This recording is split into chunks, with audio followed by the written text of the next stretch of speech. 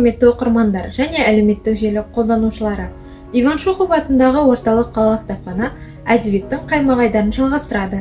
Бүгін сіздердің назарларыңызға Шерхан Мұртазаның Қызыл жебе романын ұсынамыз. Қызыл жебе романы Шерхан Мұртазаның тарихи негізінде жазылған еңбектерінің бірі. Бірінші томда Рысқұл және Тұрар атты кітаптары беріліп отыр. Мұнда Рысқұлдың басына түскен әділетсіздік, әлсіздің күштіден көрген қорлығы, тентіреген тұтас рудың зар мұңы, әкесімен бірге қараңғы түрмеде өскен Тұрардың тағдыры, әке мен баланың қиындыққа толы ғұмыры, ішкі күйініші мен сағынышы асқан шеберлікпен суреттелген. Кітапта 1916 жылғы көтерілістің ащы шындығы да бүкпесіз баяндалады.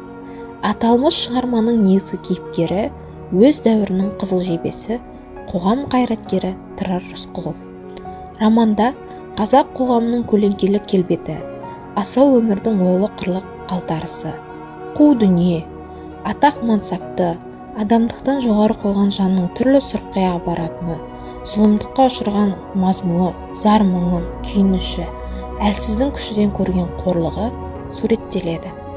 Автор Тұрар Рысқұловтың жас шағынан бастап өскен өмірін, өмірден көрген түйгенін, алған әсерін жан-жақты байсалды суреттейді.